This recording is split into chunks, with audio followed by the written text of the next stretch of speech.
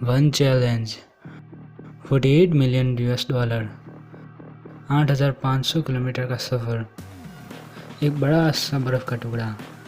ये सब शुरू हुआ 1959 में, जब गर्मियों में लक्सबर्ग नाम के रेडियो स्टेशन से एक चैलेंज सभी सुनने वालों को दिया गया कि जो कोई भी 3050 किलोग्राम का बड़ा सा बर्फ़ का टुकड़ा नॉर्वे से साउथर्न अफ्रीका तक ले जाएगा उसे 48 मिलियन $, में दिए जाएंगे।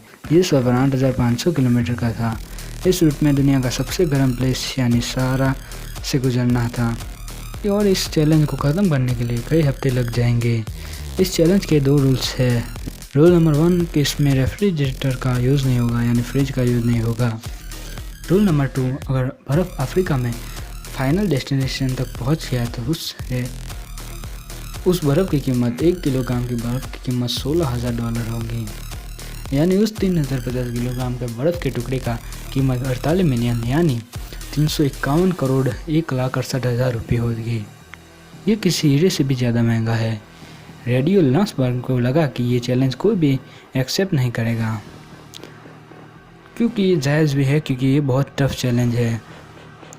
लेकिन ग्रासवुड नाम की कंपनी के मैनेजर डायरेक्टर ने ये चैलेंज एक्सेप्ट कर दिया। ये चैलेंज काफ़ी खर्चीला साबित होगा और ये बात वो लोग जानते थे, लेकिन उन्होंने रिस्क लेना सही समझा और चैलेंज एक्सेप्ट कर दिया। उसके बाद वो चैलेंज, वो कंपनी और वो रेडियो स्टेशन बहुत प्रसिद्ध हो गए और इस जर्नी को शुरू कर दिया। ये जर्नी स्टार्ट हुई नॉर्वे के नोवनरेन टाउन से और ख़त्म हुई मॉडर्न डे गायबान के लिबरल में। इस एपिक जर्नी के पास होती कोपेनहेगन, हैम्बर्ग, ब्रसेल्स, पेरिस और भी बड़े बड़े शहरों से टीम इकट्ठा होने लगी। चैलेंज के कारण टीम को बहुत ज़्यादा पब्लिसिटी मिली थी। उसी के कारण 8 कंट्रीज़ में इसमें इन्वाइट भी किया था। शेल नाम की कंपनी ने फ्यूल प्रोवाइड किया था पूरी जर्नी के दौरान, और स्कैनाई वाइप्स ने ट्रक दिया था उस जर्नी के लिए। 3 टन का आइस का ब्लॉक बनाना इतना आसान नहीं था, इसीलिए उन्होंने ग्लेशियर के 200 किलो का आइस ब्लॉक काट के हेलीकॉप्टर द्वारा स्टार्टिंग पॉइंट तक ले गए और इस तरह से उन्होंने 3050 किलो का एक बड़ा सा ब्लॉक तैयार कर दिया। उसे 200 किलो के जमा कर उसे 3050 किलो कर दिया। 3050 किलो का टुकड़े के लिए स्पेशल आयरन कंटेनर तैयार किया गया। उस बड़े से बर्फ़ के टुकड़े को पिघलने से रोकने के लिए ग्लास फाइबर यूज़ किया गया। उस ट्रक में और भी कई चीज़ें लोड की गई थी, जैसे कि 3000 किलोग्राम की मेडिसिन जो कि हॉस्पिटल में डिलीवर करनी थी, जो फाइनल डेस्टिनेशन से एकदम करीब था। 22 फरवरी 1959 में जर्नी की शुरुआत हुई। यूरोप की जर्नी बहुत ही आसान रही। टेम्परेचर कम, अच्छे रोड और कंडीशन भी बढ़िया। बर्फ़ के साथ जिस भी शहर में ये टीम निकलती, वहाँ के लोग वहाँ जमा हो जाते और टीम को चीयर करते, उनका हौसला बढ़ाते। जैसे जैसे ट्रिप आगे बढ़ती है वैसे वैसे इनकी पब्लिसिटी और बढ़ती गई। जब ट्रिप पेरिस पहुंची तो वहाँ की पुलिस ने उनका सहयोग के लिए उनके साथ साथ शहर के बाहर तक छोड़ने गई और उनके शहर के मेयर ने भी उनको सपोर्ट किया। अब ट्रिप यूरोप के एंड पे थी, मार्शलिन पे थी। अब उनका आगे का सफ़र बोट द्वारा करना था और उनका बोट का सफ़र ख़त्म होते ही अल्जीरिया अफ्रीका में एंटर हो जाते हैं। अल्जीयर्स में पहुंचने के बाद उनको सामना करना पड़ा पृथ्वी का सबसे हर्श एनवायरनमेंट।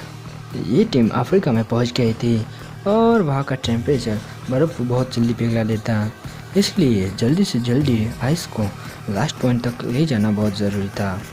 इसी के साथ साथ क्रू का जान माल का भी खतरा था, क्योंकि सहारा में कई इलाके ऐसे जंगीले थे जहाँ पे जंग चल रही थी।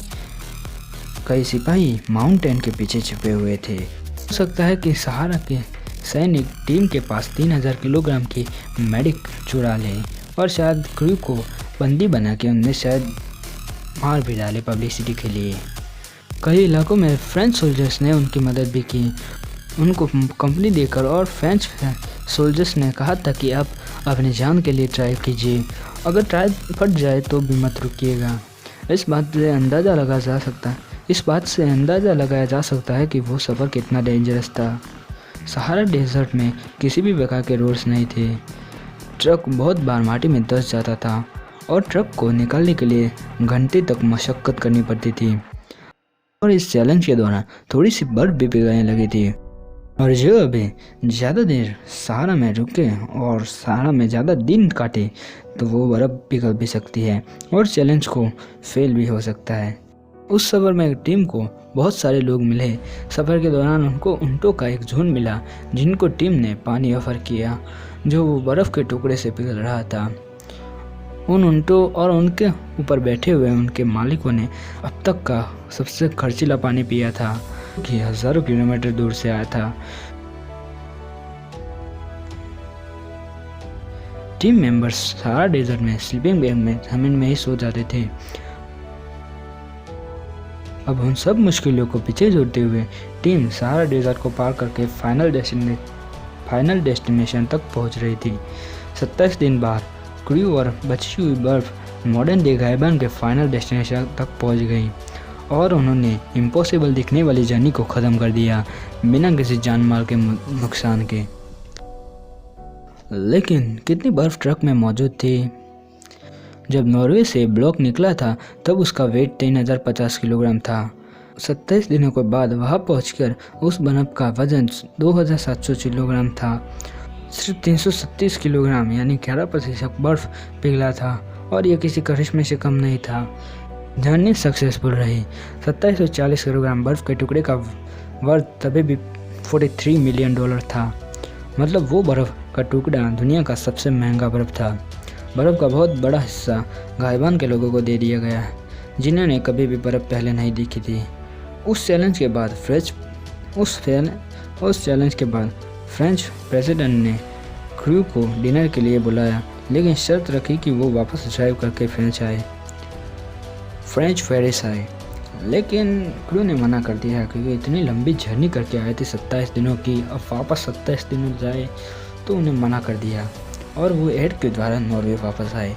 थोड़ा सा बर्फ़ का टुकड़ा नॉर्वे वापस ले गए और कंपनी के बड़े लोगों के साथ ड्रिंक में दे दिया गया। दिस इज़ हैंगओवर साइड और आप देख रहे हैं स्टोरी लाइन का पहला एपिसोड। अगर आपको ये वीडियो अच्छा लगे तो कमेंट में ज़रूर बता देना, ऐसे वीडियो लाऊंगा और इस चैनल को सब्सक्राइब भी कर देना।